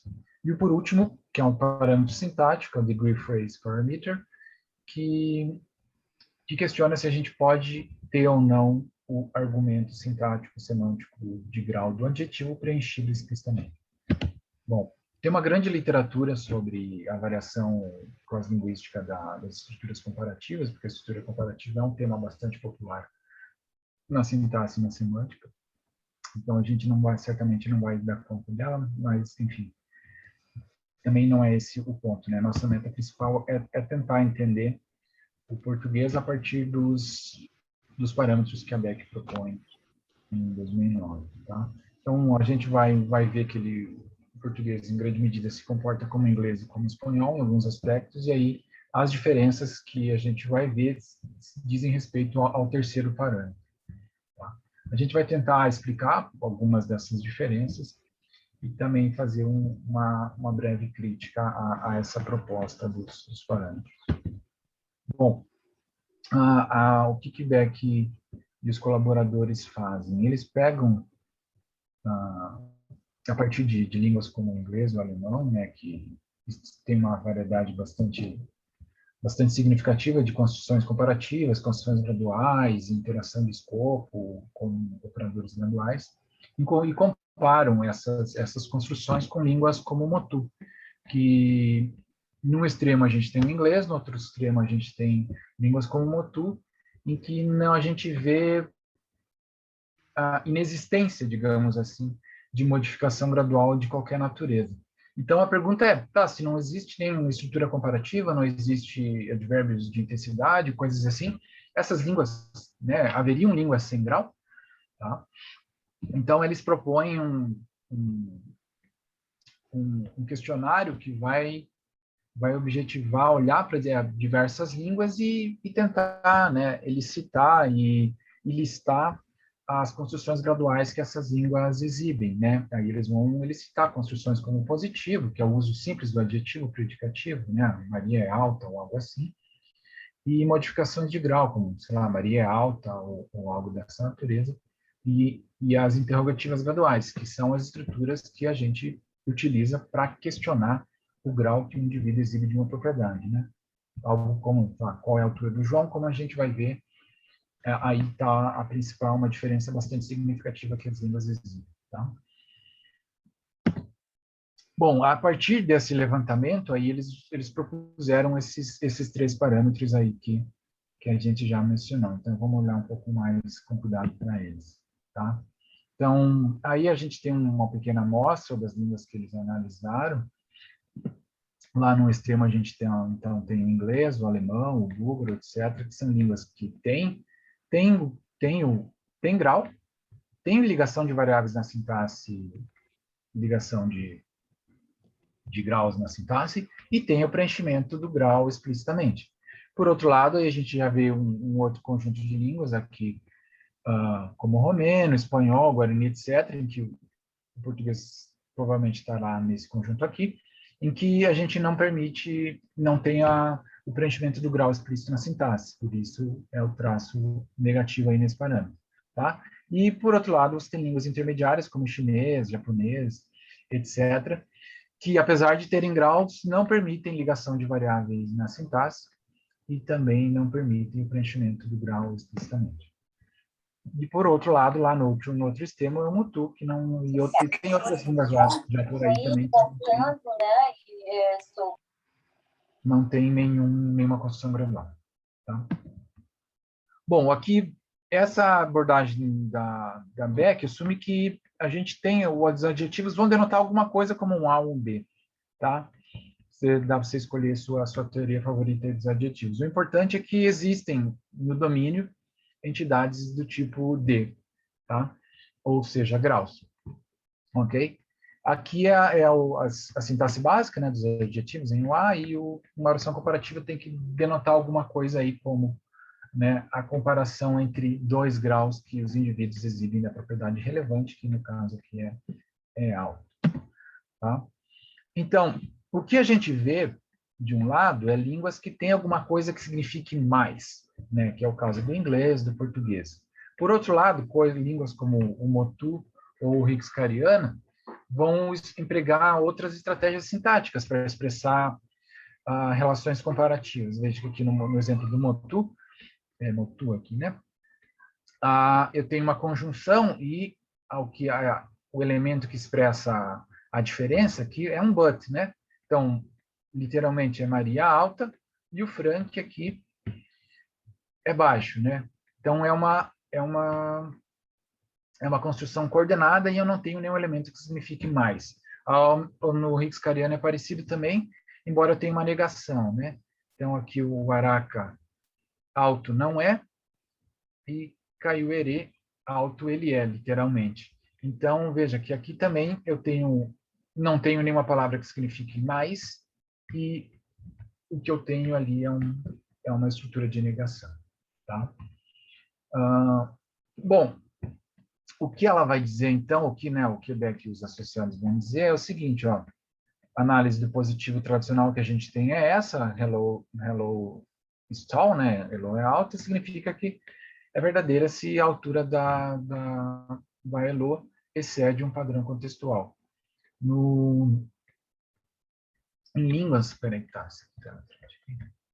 em línguas como Motu, os adjetivos são predicados vagos, mas eu não tenho na semântica desses predicados uma variável de grau. Essa é a diferença. Tá? Então, essa é a diferença que, em tese, esse primeiro parâmetro explica. Aí, como eu não tenho variável de grau, eu não vou ter as outras estruturas comparativas como essas aqui. Essas são estruturas típicas que a gente espera encontrar em línguas que têm uma marcação positiva, que é a comparação frasal, a comparação com um adjetivo negativo, ou com o operador negativo ali, o menos, ou comparação atributiva, a comparação de igualdade, que é o equativo, ou a comparação adverbial, como em nós. Tá, eu vou passar rápido por esse trecho aqui, porque são várias estruturas, né?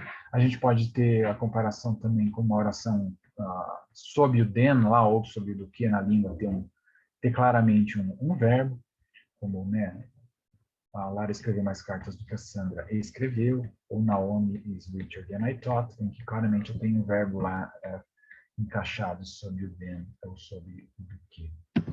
Tá? Essas estruturas agora aqui que são as estruturas chaves para o segundo parâmetro. Porque essas estruturas aí, elas precisam de uma sintaxe mais complexa. Aqui, veja que aqui eu tenho uma anáfora de grau, né? Sandra tem 2 metros de altura, Naomi é mais alta do que isso, né? Isso que o grau, né, de altura da Sandra. Naomi é 2 centímetros mais alto, o diferencial também está operando ali sobre diferenças de graus.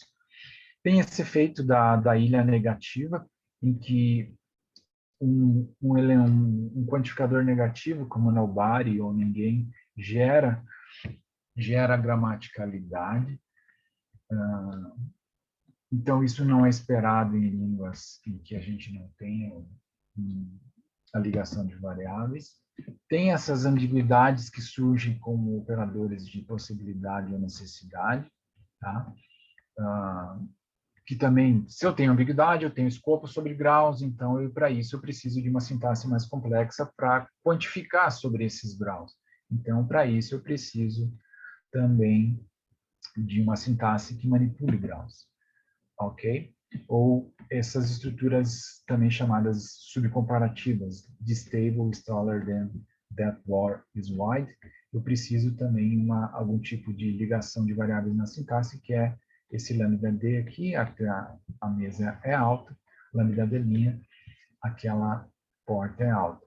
A questão é, 19b, essa mesa é mais alta do que a porta larga, é boa, interpretável em português? Sintaticamente ela parece ser, mas o que de fato ela significa, a gente tem algumas questões.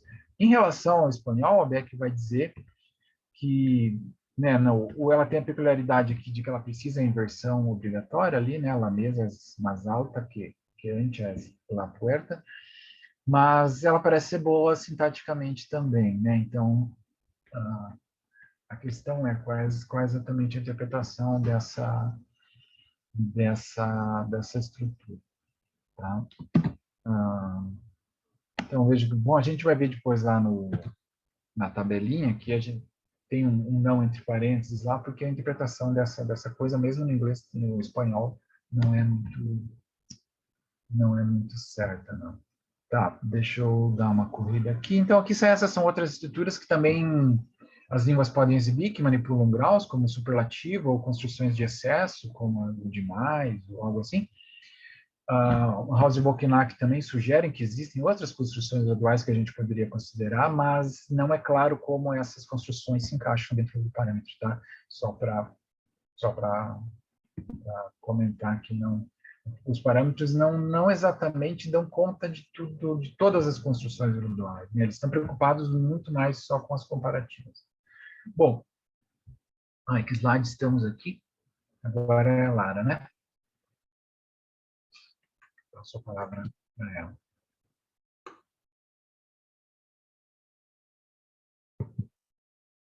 Clara?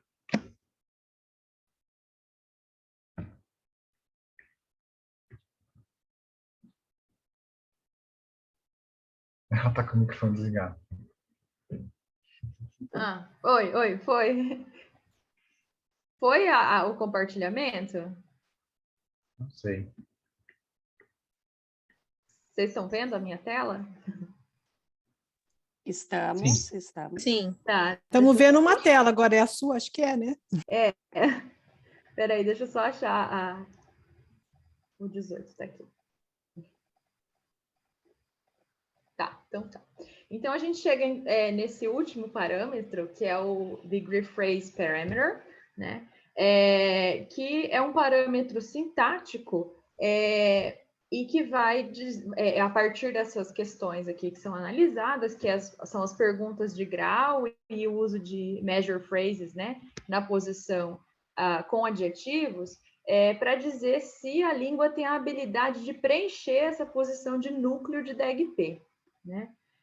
O inglês faz isso tranquilamente, né? Então, o inglês está lá no primeiro grupo de línguas que é positiva para todos os parâmetros. Então, a gente faz perguntas no inglês como How tall is Naomi? Né? Uma degree question. E aí eu posso ter como resposta a essa pergunta coisas como Naomi is 5 feet tall. Eu posso ter Naomi is very tall ou Naomi is taller than me. Então, eu posso responder tanto sobre o intervalo ou sobre a predicação sobre a altura de Naomi, né, usando uma modificação de grau como very ou a própria comparativa, quanto eu posso responder, então, a altura de fato. E a melhor maneira de perguntar a altura de Naomi em inglês, né, fazer essa pergunta é com o how, né, que é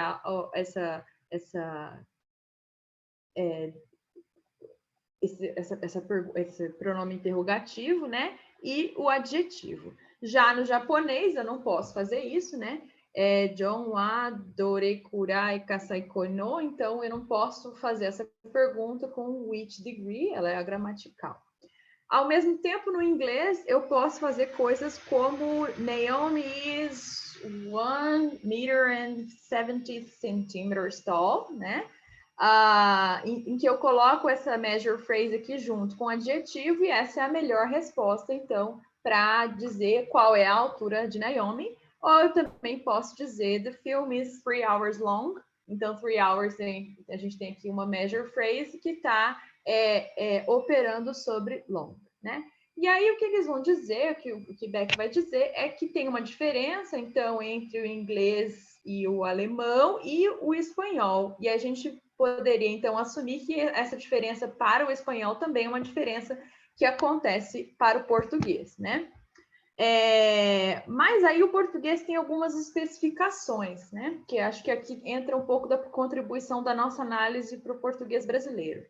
Veja, a gente não pode perguntar, literalmente, how tall is John, né? Como alto é o João, né? E a pergunta quão alto é o João é uma pergunta que, em primeiro lugar, a gente teria que considerar esse quão aí, de certa forma, muito formal ou arcaico, pouco usado, mas para os dialetos, né, que aceitam, para as construções que aceitam, a gente encontra isso na internet bastante, a própria Sanches Mendes, né, a Luciana anotou isso no artigo dela de 2016, a gente encontra essas construções. Mas o que a gente traz aqui é que quando eu faço essa pergunta, quão alto é o João, a resposta esperada não é o João tem 2 metros, o João tem 1,70, mas o João é muito alto, o João é mais alto que eu. Então, quando eu pergunto quão, eu estou perguntando sobre o intervalo, né, dessa expressão de graus e não sobre o grau específico em que João é alto. Tá? Então, a resposta esperada é diferente da resposta esperada para o inglês. Então, eu não espero aqui a resposta com a measure phrase, por exemplo, para quão alto é o João tem 1,80, né? Agora, quão alto é o João é muito alto, já fica bem mais... já é a resposta esperada para essa questão, né? A gente encontra no BuzzFeed, por exemplo, quão idoso você é, né? Então, a melhor resposta seria muito idoso, bastante idoso, e não 58 anos idoso, né? Então, a measure phrase é que não está encaixando aí direito. Quão jovem, qual uma velha você é, então, também possível, né? Então, eu sou muito jovem com uma velha, ou pouco jovem com uma velha.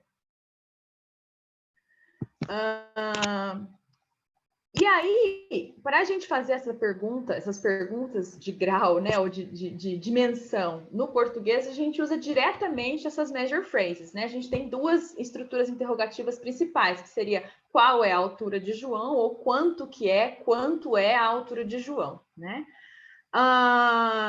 E a semântica para essas perguntas é uma semântica idêntica à semântica de how tall is John. Então, o único grau D, né, de João é alto, João tem 1,80 de altura.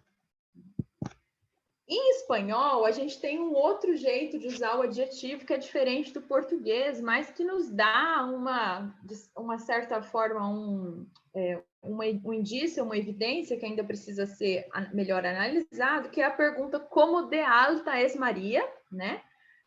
Em que eu tenho de alta, mas eu tenho o adjetivo sendo usado para a pergunta, né? E não, eu não posso fazer como alta es Maria, mas eu posso fazer como de alta es Maria, então, para fazer essa pergunta usando o adjetivo.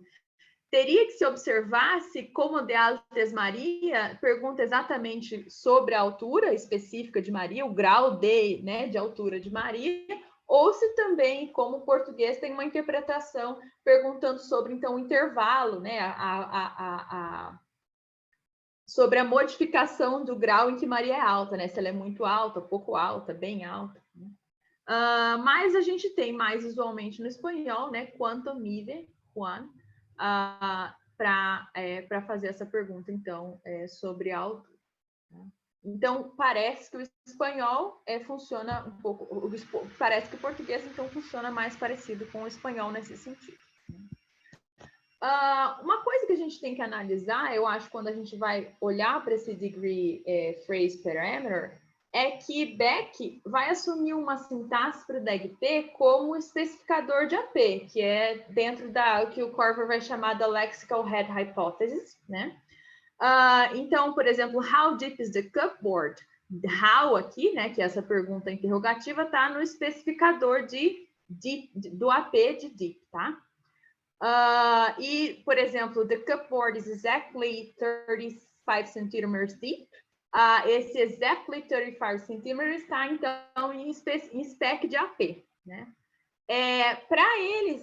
Para esses autores que assumem essa versão aí da estrutura de DEG-P, então o DEG-P ele sempre está funcionando como especificador de AP. E aí eu tenho só uma posição possível para colocar várias coisas que são DEG, né? Corver 97... Lara, 5 minutos, tá? Tá bom. Corver 97, em outros artigos também, mas em especial nesse, ele vai propor uma outra estrutura, né? Estendendo a hipótese do núcleo funcional para o AP e vai dizer que a projeção estendida do AP funciona mais ou menos dessa forma. Então, aqui com DEG-P, né, sendo a projeção funcional, e ainda com um QP aqui dentro e depois o AP. A gente vê aqui que a gente tem muito mais posições para pendurar, possíveis para pendurar as measure phrases, né? E depois em análises posteriores, né? Por exemplo, em Millman, McNabb, Millman 2004, McNabb 2012, o próprio Corver 91, a distribuição entre essas expressões de grau nas posições de núcleo de DEG, especificador de QP, ou núcleo de QP, vai então dar um mapeamento dessa sintaxe dos graus muito mais rico, né, e com mais possibilidades do que simplesmente assumir que DEG está sempre ali na posição de spec de QP. Ou ele também usa outros argumentos como o movimento de núcleo para núcleo, né, as possibilidades de extração, então, que favoreceriam essa segunda hipótese. Então, se a gente assume essa segunda hipótese, a gente poderia entender, então, que a gente tem se a gente não tem esse measure phrase dentro ocupando a posição lá de DEG, né, ou junto com o adjetivo, a gente tem outras coisas que assumem, que ocupam essa posição, né? Então, por exemplo, bem alto, né? A gente poderia assumir que esse bem ocupa a posição de núcleo de DEG, ou a gente até tem possibilidades de usar a measure phrase com os adjetivos, mas ela precisa estar numa estrutura comparativa. Então, para eu fazer uma estrutura como essa aqui, de 2 centímetros mais alto, eu teria, então, que ter mais posições ali para pendurar essas coisas do que simplesmente stack de AP, né? A gente não entrou, de fato, a gente não propôs ainda um lugar para pendurar essa nossa measure phrase, essa é o que ainda falta fazer, mas a gente desenvolveu algumas hipóteses, né? De qualquer forma, o que a gente quer mostrar é que, na verdade, a questão desse terceiro parâmetro, o DEG, é preenchido. A gente quer dizer que sim, ele é preenchido, mas por outras coisas no português, a gente tem uma posição de núcleo de DEG, a gente só não pode preencher isso com uma measure phrase, né? Da mesma forma que o inglês, né? E aí que está a diferença, então, entre o inglês e o alemão e o português e o espanhol. Então, aqui mostra então, que a gente só não usa essa measure phrase diretamente com adjetivo, né? Assim como o espanhol. Então, João é 1,80 alto, não tem, mas a gente tem João tem 1,80 de altura, né? E a gente mostra também que essa sintaxe, essa variação sintática das estruturas interrogativas mostra para a gente que o segredo lá, a nossa diferença mesmo, está em como funcionam as measure phrases nas línguas românicas, muito mais do que na existência de DEG ou não, né? Então, o que a gente vai querer propor é que esse terceiro parâmetro ele deveria ser sobre como as measure phrases se combinam com os adjetivos e com as estruturas de grau, e não sobre a existência ou não da posição de DEG preenchida abertamente, né? Então, nesse caso, ressignificando essa tabela aqui, né? A gente teria, então, bom, a gente não tem, de fato, perguntas com graus, né? Usando o how, né? Mas a gente tem o quão ali. Mas a gente, de fato, não tem a measure phrase com o adjetivo. Então, a gente ficaria aqui bem parecido, né? Na nossa account aqui, ficaria bem parecido com o espanhol. Então, fazendo um resumo desses parâmetros, eu vou lá no terceiro, então, né?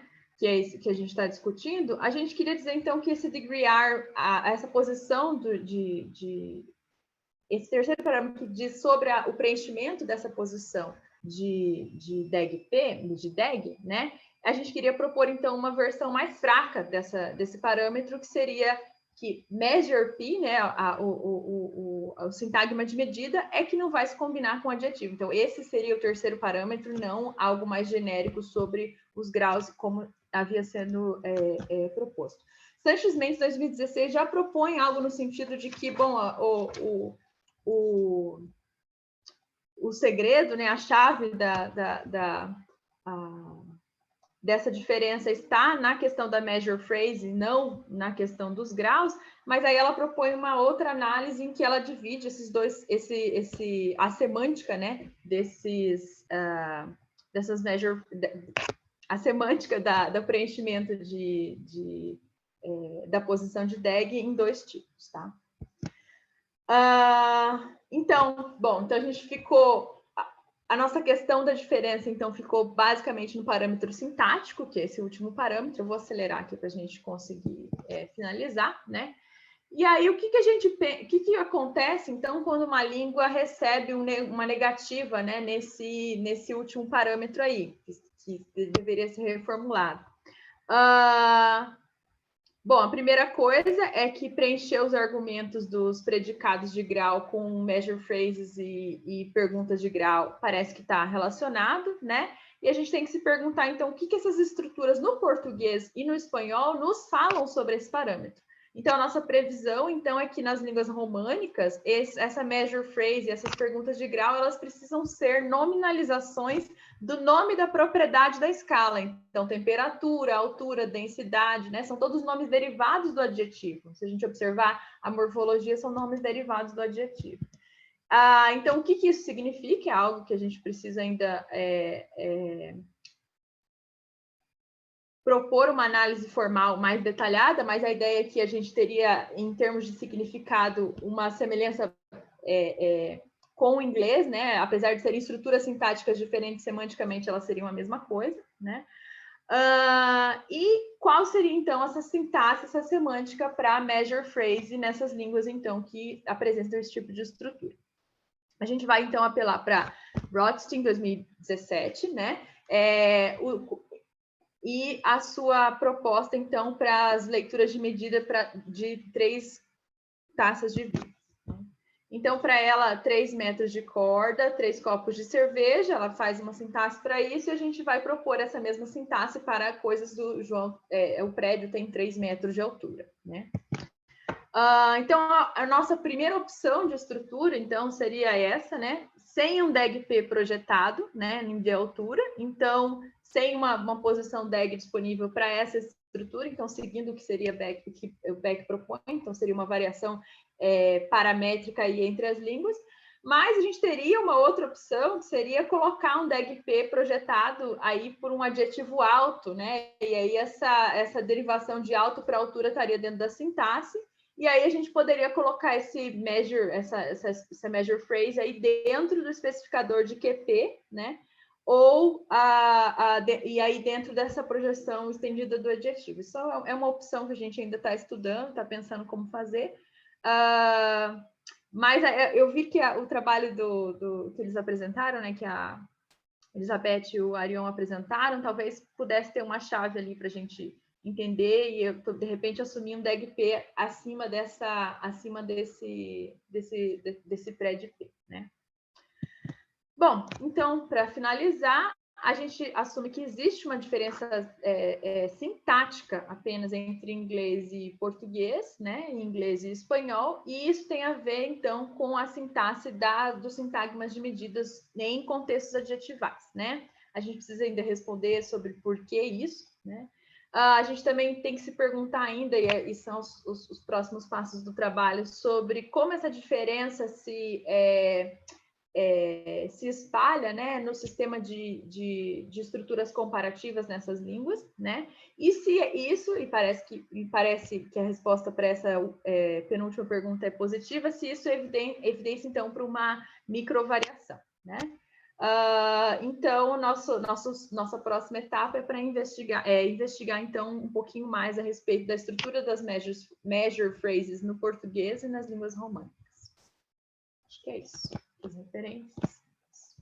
Obrigada, Lara, Luizandro, Roberta, o Cairon, que não está presente, é um grande trabalho. A gente chegou aí nos 30 minutos, mas eu acho que se tiver alguma pergunta,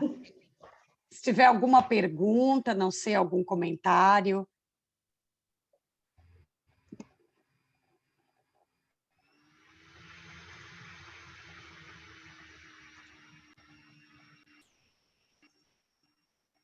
Alguma questão sobre o trabalho. A Roberta não falou sobre o trabalho. Cansou, né, Roberta? Eu não posso fazer uma pergunta para o meu próprio time para responder. Ela vai ajudar a responder. Não, Roberta, eu estava tentando dizer que tinha um momento, se quisesse falar sobre o trabalho, não perguntar para o time, mas acho que o Andrés abriu o microfone. Sí. Tengo la manito también aquí. Eu não vi. ¿No hay una mano amarilla, amarela? Eu sei por quê, porque eu não estou como host, por isso. Eu vou pedir para a Lara me colocar como host, Lara, por favor. Ai, meu Deus, como faz? Me gustó mucho el trabajo, pero bueno, no es un tema que conozca y que estudie. Pero pueden ir a las lenguas como el motu al principio, esos ejemplos de Juan es alto y Pedro es bajo. Al comienzo de todo. Luizandro, é para pôr no começo da apresentação, eu acho, né? Que o André está perguntando sobre as línguas como o Mutu, né? A Lara lá está com o controle. Isso. É isso? Los ejemplos de las lenguas. Tenía unos ejemplos por ahí. Ahí. Pero a ver, estas son lenguas que supuestamente no tienen grado. Isso. Pero entonces alto y bajo son predicados vagos. Isso, exatamente. Sim, exato. Essa é a análise. Pero São ¿cómo? vagos, A ver, mas não tem graus, não tem um argumento de grau. pero tiene que haber algún tipo de implicatura, ¿no? Porque ¿cómo explico yo en 4A? O sea, yo supongo que 4 no quiere decir que María no es alta. Perdón. Quiere decir que es alta con respecto a Frank. Isso. Y 4B quiere decir que no quiere decir que Guaraca no es alta, sino que no es alta, que es más bajo que Juan. O que Caigüerie es más alto que Juan. Para derivar esa lectura no me basta con decir que tengo un predicado vago, ¿verdad? Debe haber algún mecanismo de resolución. No conozco el trabajo de Beck, pero debe haber algún trabajo de algún mecanismo de resolución pragmática, ¿no? Na verdade... Na verdade, não, né? Não, né? Ela não aprofunda muito essa discussão, não. Ela só dá de barato, ó, vamos assumir que nessas línguas não tem grau, eles são vagos, dependente de contexto, e pronto. Ela não discute muito, não, a semântica dessas outras línguas. Roberto. Não, é que acho que assim, tem duas grandes teorias, né? Nem todo mundo concorda que tenha graus, né? Para começar, né? Essa é outra então, Então, assumamos que sim. Vamos assumir que tem graus, é isso? Se a gente assumir que tem graus, acho que fica mais tranquilo, né? Mas a ideia, pelo menos o que a Beck coloca, é que a gente tem, então, dois grandes tipos de língua. Língua que você tem grau explícito, você faz quantificação sobre grau, tudo. Porque se você pegar lá, o Motu não tem absolutamente nada. Então, não tem quantificação, não tem bind, não tem nada com grau, né? Uhum. E línguas que não... Então, aí você não teria grau, né? Você não teria isso. Né? Eles não discutem muito, na verdade, né? Claro, yo lo que no entiendo es por qué asumir que son predicados vagos resuelve la cuestión. Entiendo que por predicado vago quiere decir un predicado contextualmente restringido, pero bueno, eso no... O sea, si en español yo hago la misma construcción con dos predicados vagos, no obtengo una comparación. Uhum. Uhum. Eu acho que ela não fala, eles não falam mesmo no artigo sobre essa questão pragmática, né? Eu acho que semanticamente, então, essa semântica está esvaziada, então são predicados vagos, e aí pragmaticamente, obviamente, me parece que tem outra coisa funcionando. Até porque a gente tem uma estrutura ali, né? Acho que de topicalização, né?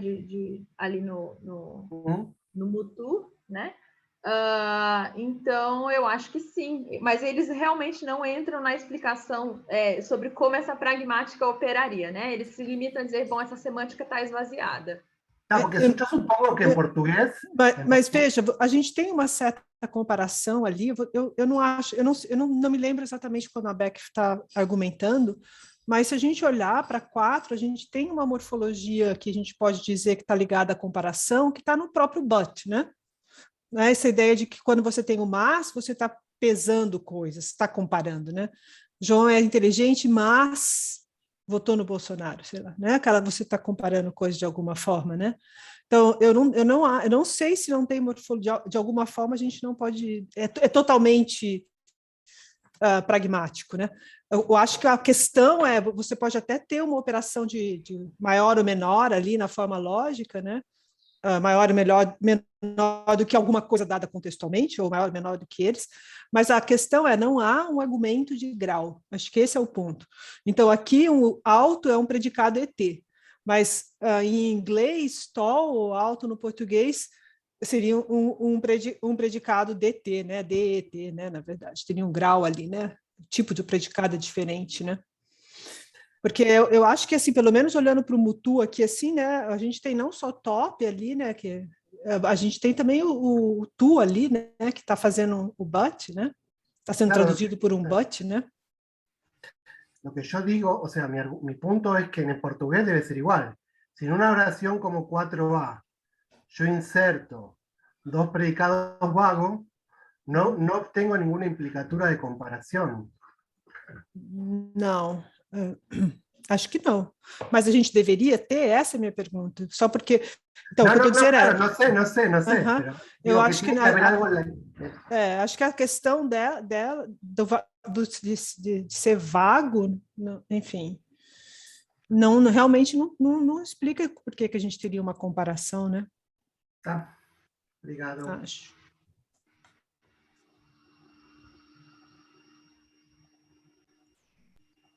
Ok. Podemos encerrar. Andrés, podemos encerrar a sessão de hoje? Podemos. Bueno, muchas gracias, muy obrigado a todos. Tuvimos un día muy intenso. Sí. Muy buenas presentaciones. Felicitaciones a todos. Lo que veo mañana sí. Empezamos con todo. Mañana es, a la mañana está Michelle, y en la misma sesión, luego de Michelle, Mary Cato, nuestra queridísima Mary, y luego de Mary, María Eugenia Duarte, con colega, con Patricio Resende. Así que no se pueden perder por nada del mundo el recital de mañana. Lo que tenemos que hacer es un poco más estrictos con el tiempo, sí. Porque mañana tenemos 1 hora, Michelle, tenés de exposición, 45 más 15 y 2 ponencias de media hora. Conociendo a María Eugenia la puse última por las dudas, ¿viste? Así que bueno, y después seguimos a la tarde, ¿está bien? Bueno, muchas gracias a todos y nos vemos mañana a las 9 en punto. Às 9 horas, exatamente. Até amanhã, pessoal. Boa tarde. Tchau. Gracias a todos, nos vemos mañana.